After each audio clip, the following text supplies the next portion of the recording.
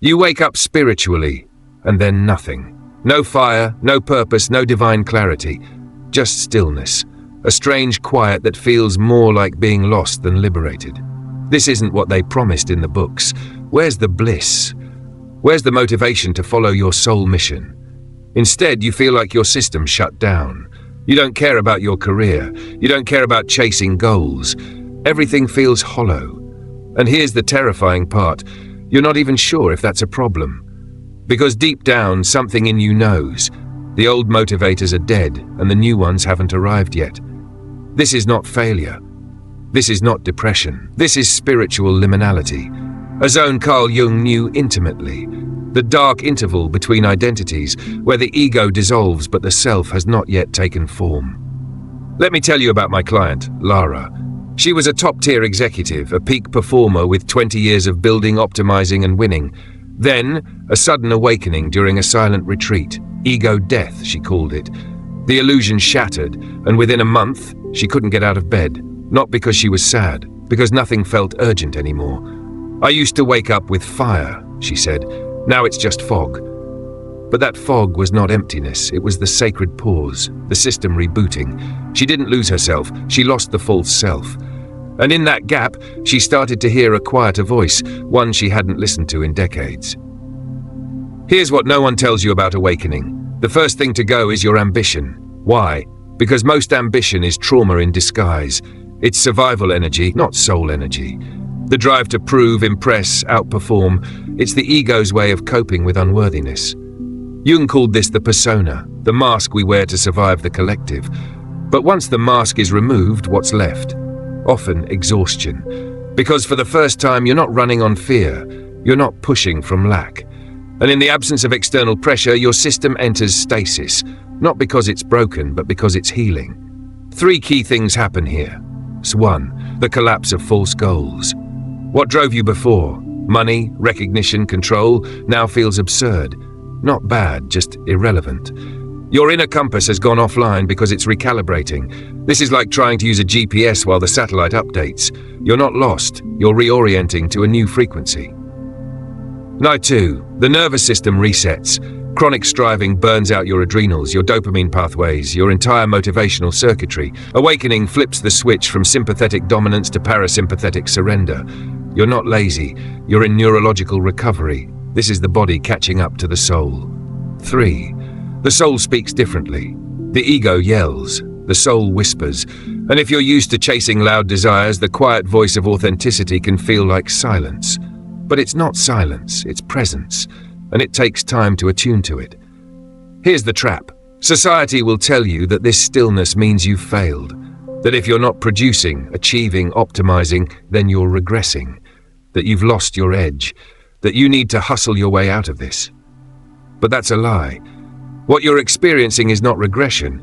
It's enantiodromia, the pendulum swinging from outer drive to inner truth. From ego ambition to soul alignment. Let's break this into a simple model I use with clients, the motivation shift framework. Stage 1, ego-fueled drive, external validation, constant striving, identity built on performance. Stage 2, collapse awakening. The mask falls off, old goals dissolve, energy crashes. Stage 3, the sacred pause, stillness, silence, loss of drive, integration of shadow. Stage 4, emergent soul drive, quiet purpose arises, aligned action replaces striving. Stage 5, symbolic living, motivation comes from meaning, service, and presence. Most people try to skip stage 3. They want to go straight from ego crash to soul mission.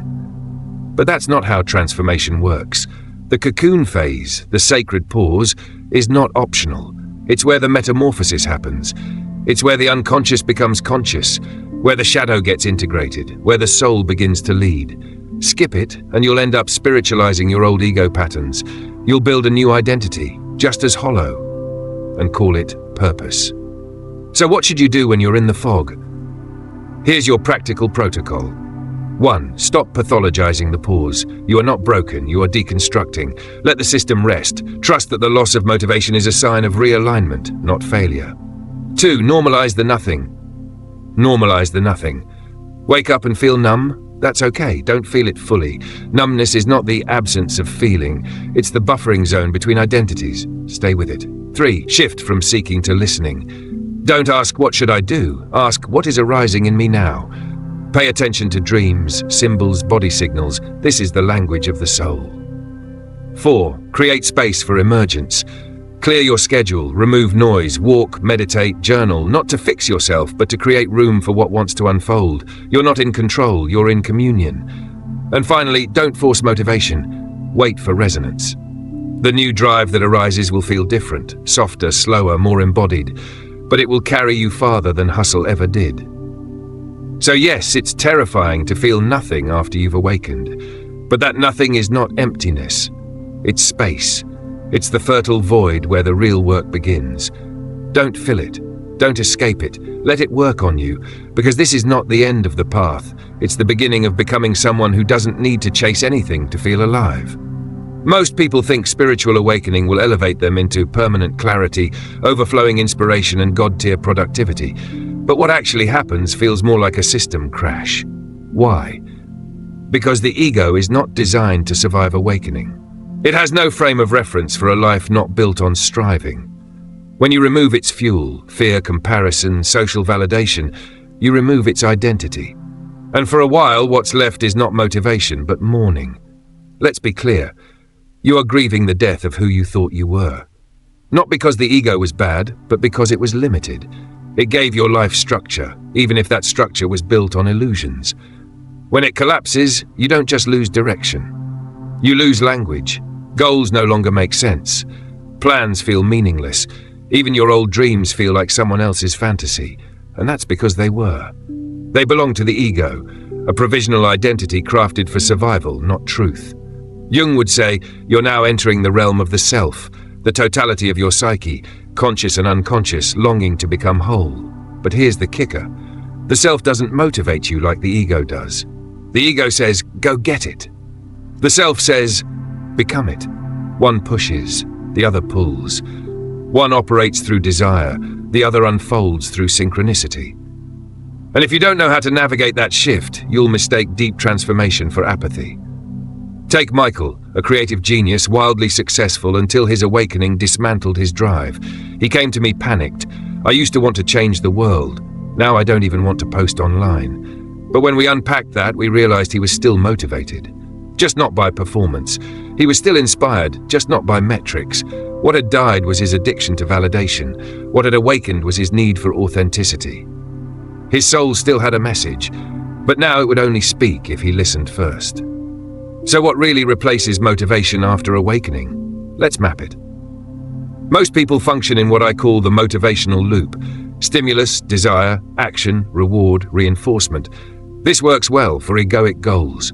You see something you want, imagine the reward, chase it, get a hit of dopamine, repeat. But after awakening, this loop breaks. You no longer trust the reward. The desire feels fabricated, the action feels hollow, the reinforcement doesn't land, and so the whole engine grinds to a halt. What emerges instead is the resonance compass, a new system based not on pursuit but on alignment. Inner signal, subtle pull, deep yes, inspired action, energetic fulfillment. It's quieter, it's slower, but it's deeper. And it's incredibly difficult to trust at first because it won't shout over your conditioning. It waits, it whispers, it speaks through dreams, symbols, synchronicities, and subtle emotional cues. If you've been trained to only move when commanded by urgency or fear, you'll miss it entirely. Let me illustrate with a simple contrast. Egoic drive says, I should be doing more. Everyone else is ahead. I'll be safe once I achieve this. Soul drive says, this feels alive in me. This moves me even if it scares me. I don't know where it leads, but I trust the signal. The problem? The transition from egoic drive to soul drive requires a period of motivational emptiness, a motivational detox, if you will. Your system is flushing out all the artificial goals. You're learning to distinguish between compulsive productivity and authentic creation. It's not burnout, it's purification. Now here's where most people get stuck. They try to reverse engineer soul goals using ego logic. They ask, what's my new purpose? What should I build next? How can I monetize my awakening?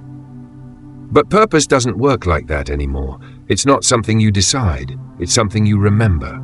And remembering takes presence, not pressure. So what do you do practically when you're in this weird, goal-less zone? Here's a reframing exercise I give clients, the motivation audit. Write down everything that used to motivate you. Be brutally honest, then ask for each one. Was this driven by fear or by truth? Did it energize me or deplete me? Who was I trying to impress? What pain was I avoiding? Most goals were compensatory, a way to soothe a wound, not express a truth. Once that wound heals, the goal dissolves. This is not failure, it's evolution. Now reverse the process. Ask, what makes me feel quietly alive even if no one sees it? What have I always loved even before anyone rewarded me for it? What keeps showing up in my dreams, my memories, my synchronicities? That's soul territory. That's where your new compass is forming. Let's talk about dangers here, because there are 3 big traps most post-awakening people fall into. 1, the productivity panic. You mistake stillness for regression and force yourself back into old patterns. This reactivates the ego. You might feel temporary relief, but you'll spiral into deeper disconnection. Warning sign, your actions feel fast but hollow. 2, the nihilism collapse. You assume that because goals feel meaningless, everything is meaningless. This is shadow depression, not clinical but existential. The antidote is not purpose but play. Explore without outcomes. Reignite curiosity. 3, the spiritual bypass rebrand. You create a new identity around being awakened and use that to regain control. But the ego in spiritual clothing is still the ego. Watch for superiority, detachment, or disdain for normal people. That's not enlightenment, that's avoidance. And here's the truth bomb. Motivation post-awakening is not about willpower, it's about integrity. Are your actions in resonance with your essence? Are you moving from fullness, not lack? The more attuned you become, the less motivation you need, because alignment generates its own momentum. You don't lack motivation, you lack false motivation. And that's a good thing. Because the real fuel, the kind that sustains you through chaos, doubt, and reinvention, doesn't come from outer pressure. It comes from inner congruence. But most people don't know how to access that. They're waiting for clarity before they act. What they don't realize is this: clarity comes through action, not before it. But it has to be the right kind of action. Not performative, not compulsive, but symbolic. Let's unpack that. After awakening, your psyche starts operating mythologically. What does that mean? It means your life is no longer just a sequence of events.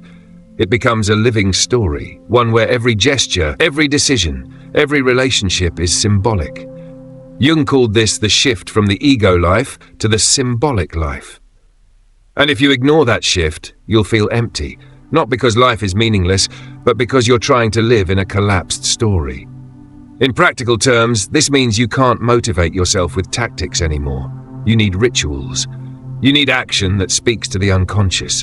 Not just write 500 words a day, but offer a piece of my soul to the page. Not just go to the gym, but reclaim my body as the temple of will. Not just build a business, but become the vessel for the idea that haunts me. The shift is subtle, but it changes everything. You're no longer a productivity machine, you're a character in an initiatory myth. Every choice becomes an act of alignment or avoidance. Every delay becomes a symbolic death. Every decision becomes a test of soul integrity. Let me give you an example. A woman I worked with had a powerful awakening after years of spiritual practice. She saw through her persona. She dismantled her people-pleasing. She broke free from toxic relationships, and then she collapsed. No energy, no goals, no joy. I don't care about anything anymore, she told me. But when we looked deeper, we realized it wasn't true. She still cared. But her care had moved underground, into the symbolic layer. She didn't want to help people anymore. That was her old ego mission. What she really wanted was to embody truth, to become a living transmission of honesty, presence, and power. But she hadn't yet given herself permission to live that story.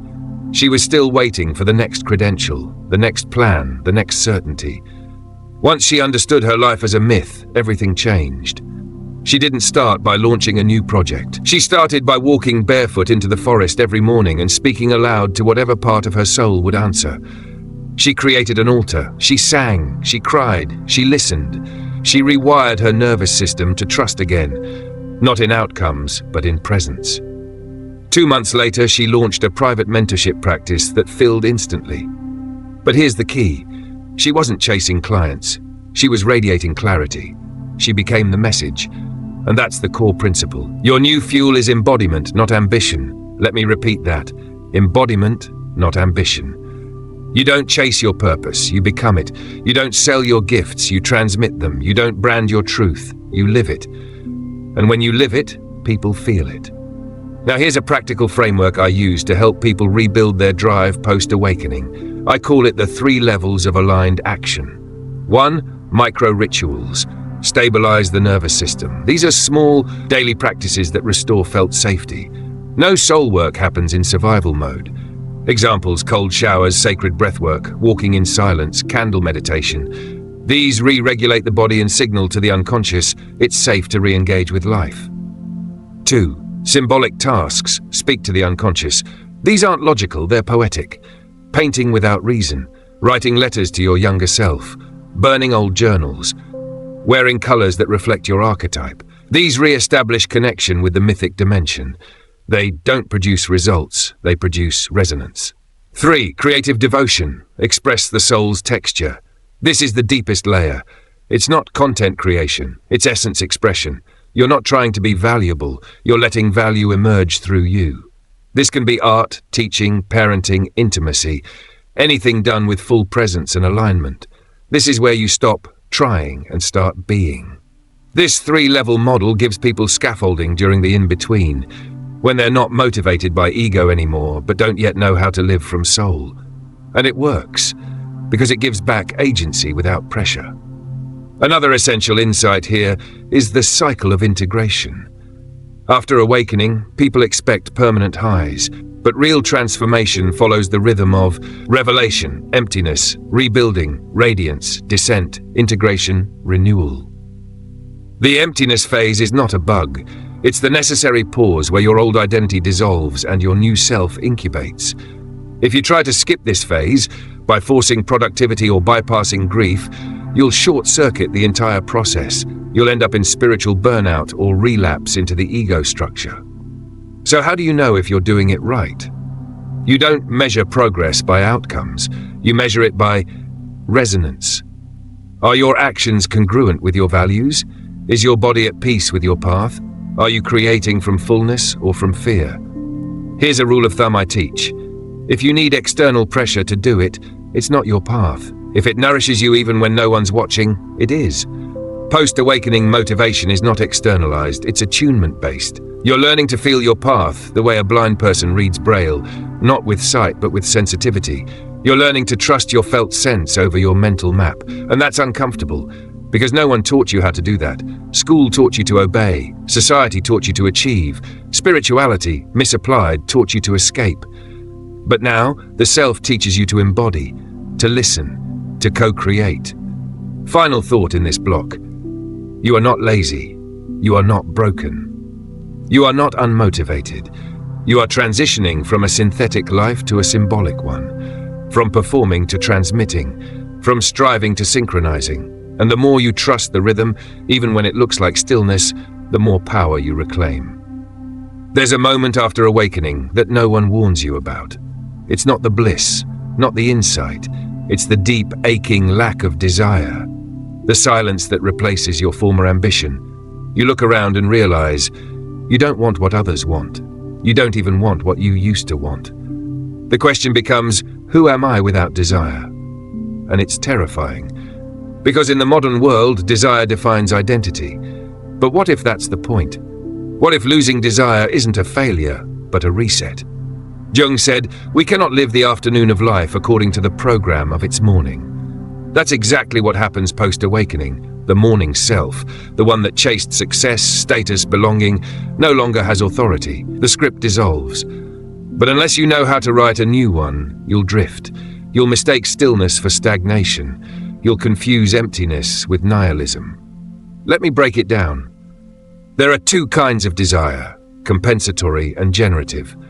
Compensatory desire comes from lack. It's the craving that masks inner deficiency. If I have this, I'll finally be enough. Generative desire comes from fullness. It's the creative impulse that wants to express what's already whole. I am this, now let me share it. Most pre-awakening goals are compensatory. You want love to fix your wound, money to quiet your fear, achievement to earn your worth. Awakening reveals the illusion and kills the compensation. That's why you feel lost. Your fuel source has been cut off, but it had to be, because it was never clean. So how do you shift from compensatory to generative desire? It's not a mindset hack. It's an identity transformation. You don't find your purpose. You become someone who naturally generates purpose by being aligned. That's the secret. You can't force motivation anymore. You have to generate resonance. And to generate resonance, you need two things.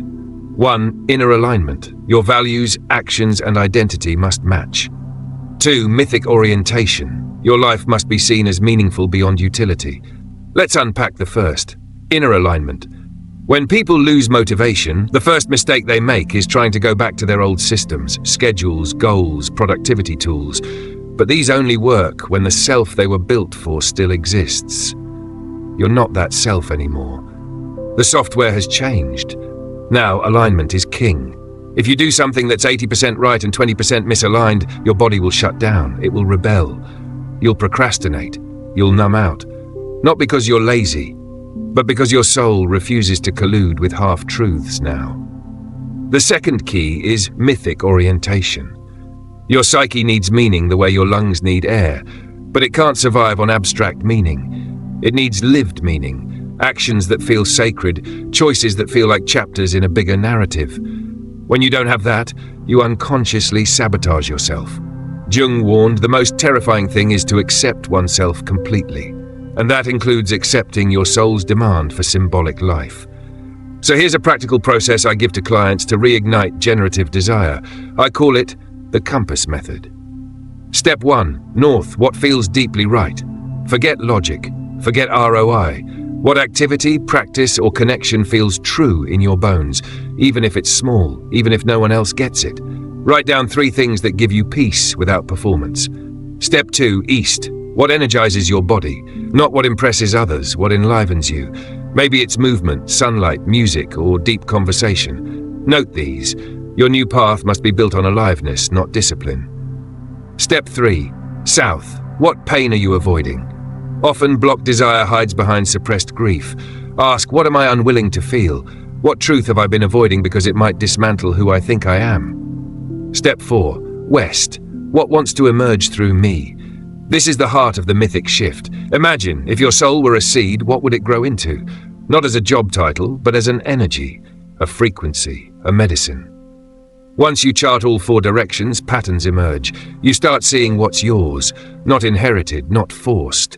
You begin building life from congruence, not compensation. That's the turning point. But here's the trap, waiting for motivation to act. That's backwards. Action generates momentum, but only if the action is aligned. Think of motivation like fire. The match is small action, the oxygen is presence, the fuel is embodiment. If you wait for the fire to start before you move, you'll stay cold forever. Instead, act small, act honestly, act now. Real example. A man I mentored was stuck after a huge awakening. He'd left his corporate job, sold everything, traveled for 2 years, meditated in silence, healed childhood trauma, and then nothing. He said, I feel like I finished the story, but the next one hasn't started. I told him, you're not waiting for the next story, you're avoiding writing it.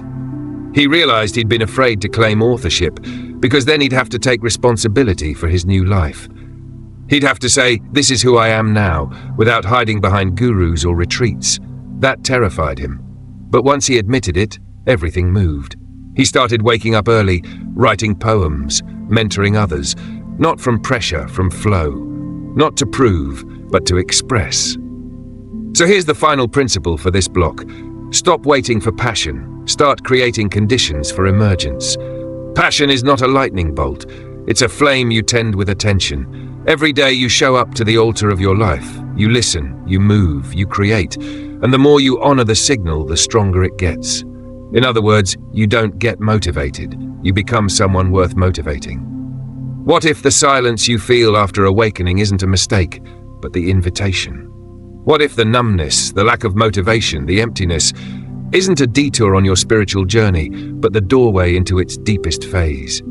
Jung warned us, the most dangerous part of individuation is not the confrontation with evil, not the shadow's roar, but the soul's whisper, the quiet after the collapse, the stillness that follows the storm. That's when most turn back. That's when many start chasing distractions again, falsely assuming their awakening didn't work. But this phase, the void, is where your new center begins forming. Not the ego, but the self. Not identity, but essence.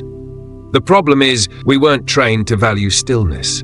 We were trained to measure ourselves through motion, productivity, hustle, effort, doing.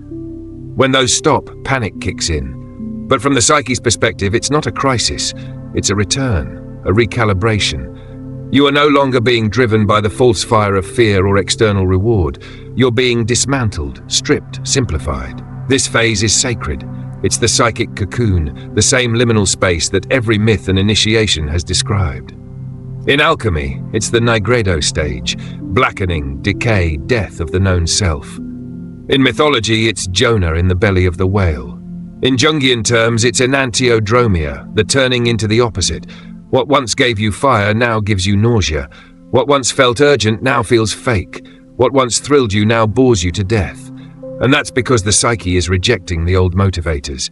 The ego's playbook no longer works here, but something deeper is starting to breathe. Jung called this symbolic life, where we no longer live just in linear time, chasing goals, but in psychological time, allowing inner meaning to guide our steps.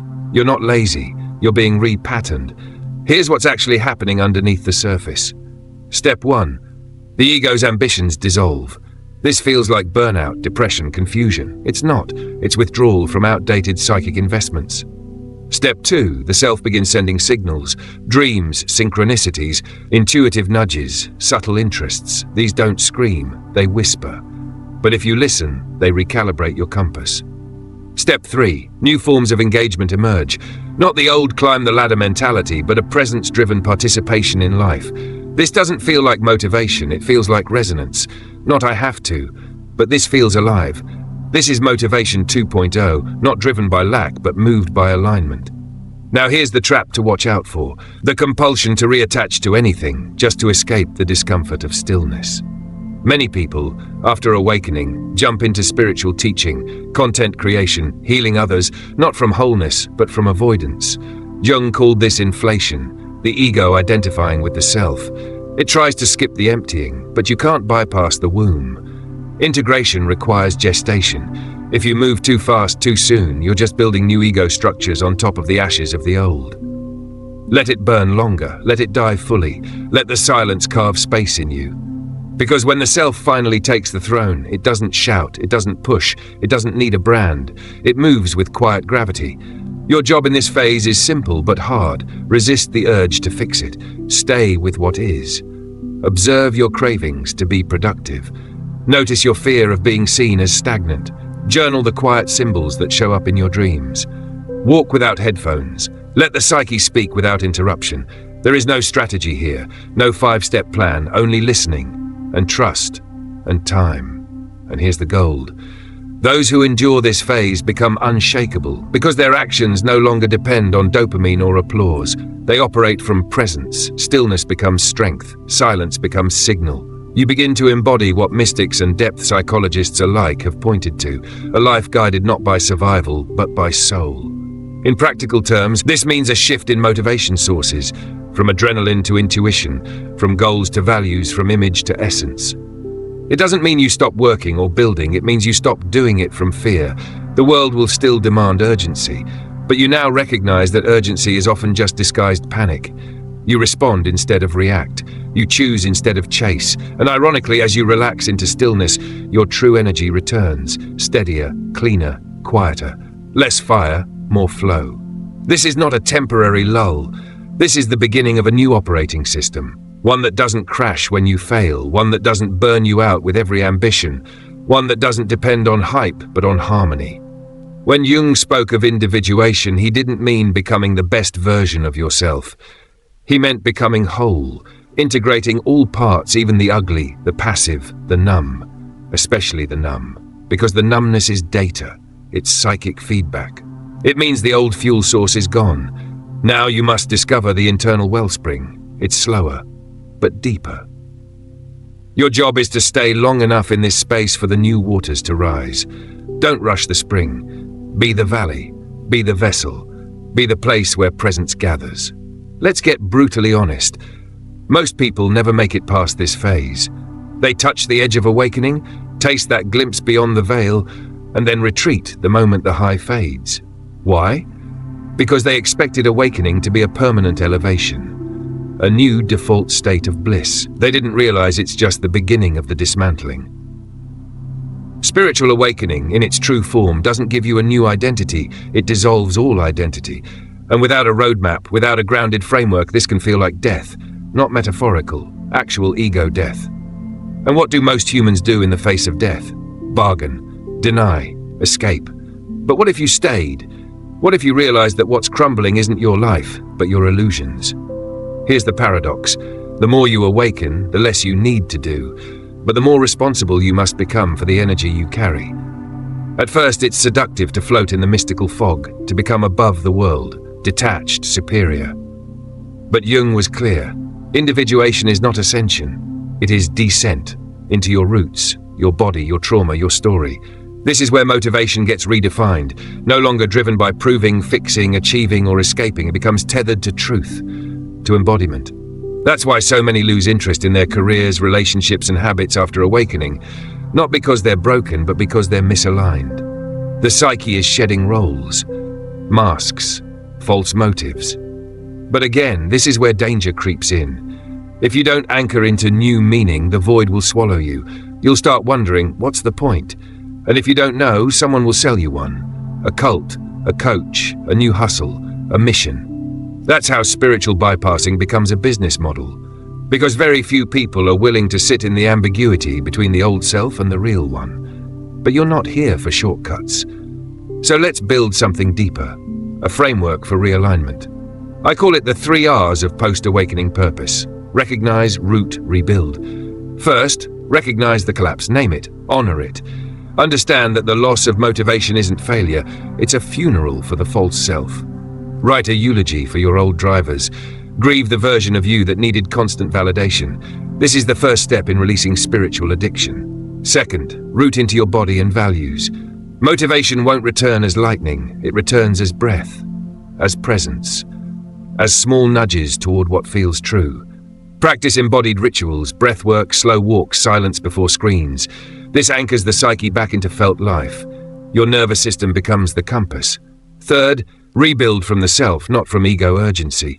This is not about creating goals the old way. It's about cultivating resonance. Create space, experiment, follow curiosity, not pressure.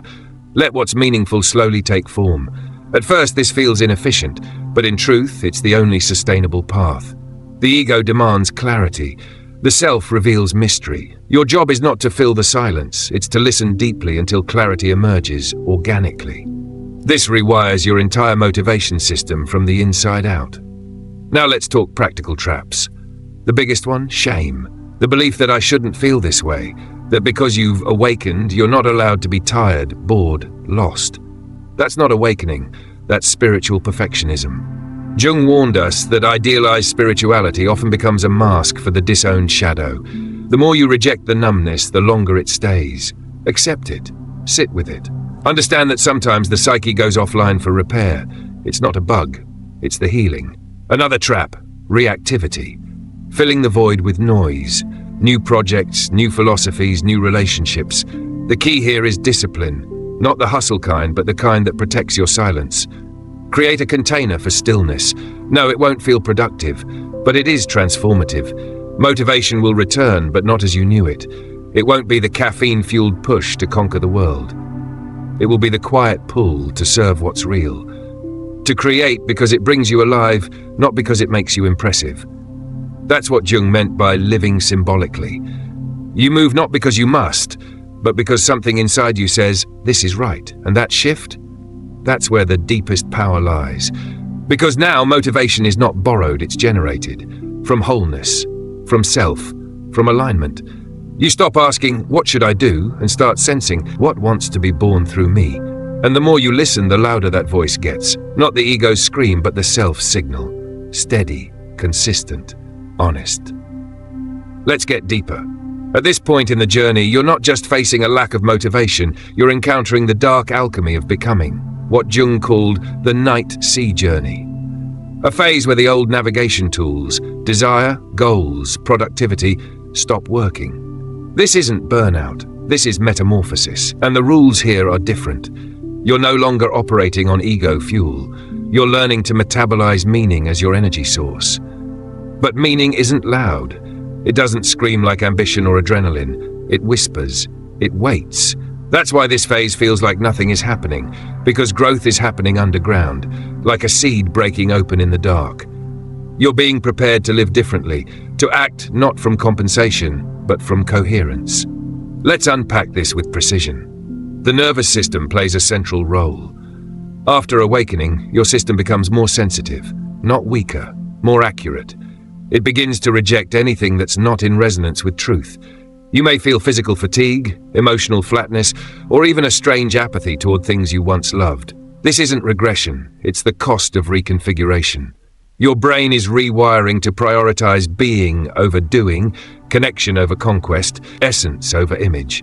But here's the catch. If you judge this shift through the old lens, productivity, visibility, certainty, it'll feel like failure. You'll think something's wrong with me. But nothing is wrong. You're just becoming allergic to what's false. Let me say that again. Your soul is detoxing, and detox doesn't feel like bliss. It feels like disillusionment. Let's break this into tangible insight. When you lose motivation post-awakening, it usually reveals one of three wounds. 1, the achievement wound, where your worth was tied to output. Without results, you feel empty. 2, the savior wound, where you needed to help or heal others to feel valuable. Now you feel useless. 3, the identity wound, where your spiritual self became another persona. Now that it's crumbling, you feel lost.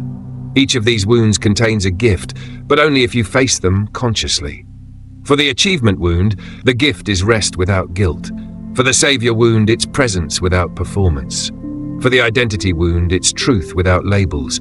The remedy is not more effort, it's precision. Rebuilding your inner architecture based on values that aren't inherited or performative. So ask yourself, what actually energizes me when no one is watching? What activities make my nervous system feel safe and alive, not just excited and drained? That's the compass now. Not applause, not followers, not goals, but somatic truth. Let's add another layer. Jung believed that after awakening, the ego must consciously relate to the self, not be replaced by it. That's a subtle but vital distinction. Many people try to kill the ego or transcend it entirely.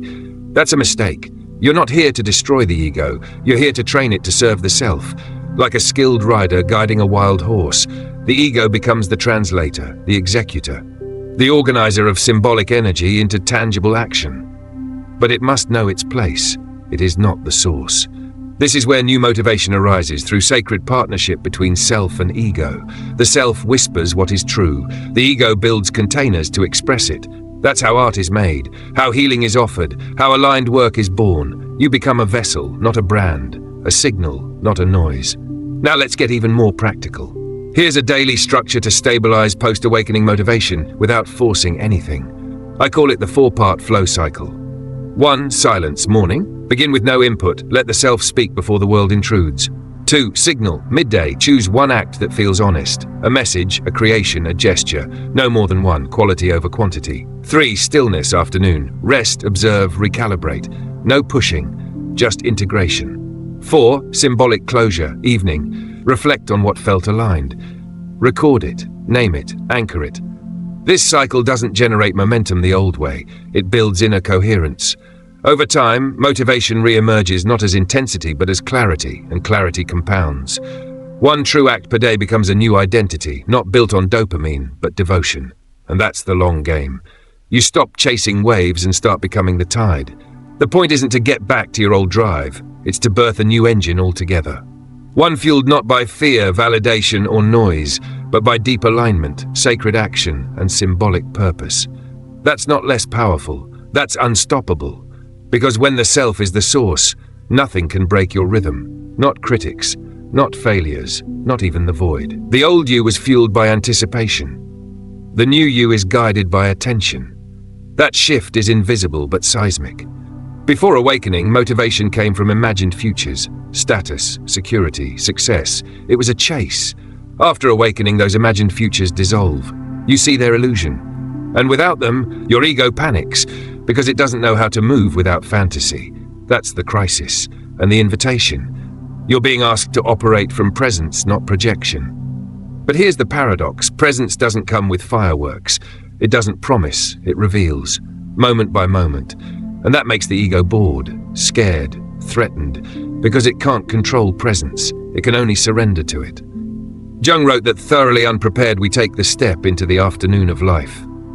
And the tools of the morning, ambition, conquest, proving, no longer work. If you keep using them, you'll burn out.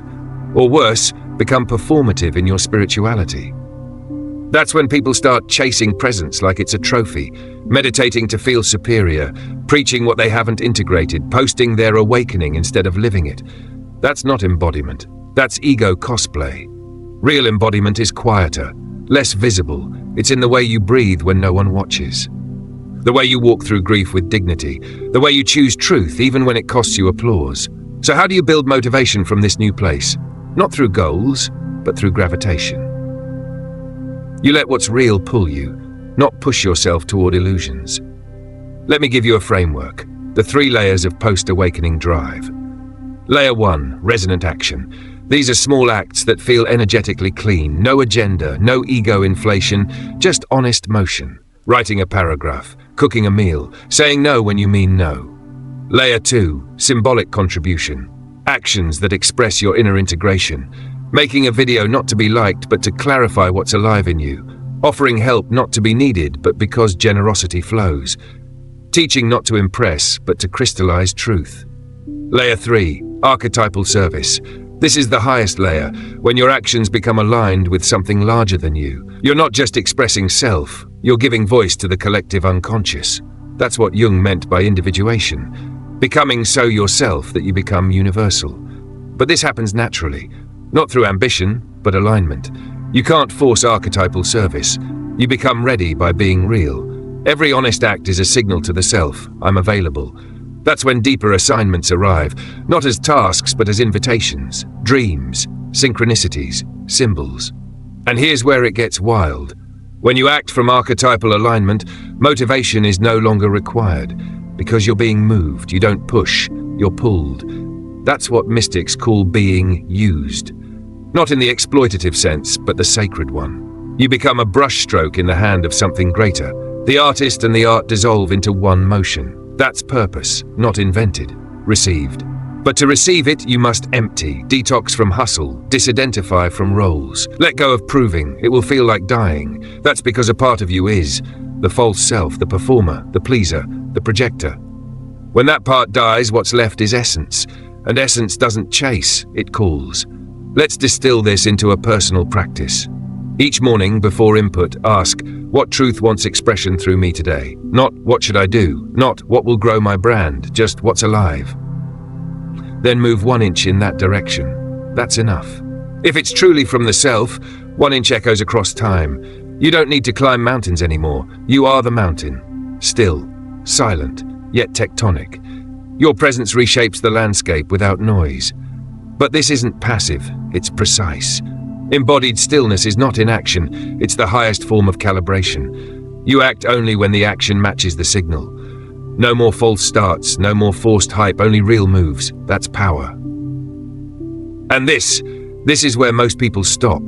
Not because the journey is over, but because it gets too quiet, too unfamiliar, too real. But if you've come this far, you already know there's no going back. What you're feeling is not failure. It's not depression. It's not a sign you're broken. It's the sacred pause, the dark womb before rebirth. The soul asking you to stop chasing and start listening. You are not here to hustle for worthiness. You're here to remember who you were before the world told you who to be. And that remembering doesn't happen all at once. It unfolds, layer by layer, truth by truth, pain by pain. That's why in the next video we're diving even deeper into the symbolic life, into how to live in alignment with your soul, not just after awakening, but in everyday action, choice, and presence. Because this path is not about escaping the world, it's about transforming your way of being in it. So if this resonated, if a part of you felt seen or even gently shaken, don't stop here. Subscribe, turn on the bell, because the next step isn't something you want to miss. It's what makes all of this finally make sense. You're not lost. You're in the in-between. And that, my friend, is exactly where real life begins.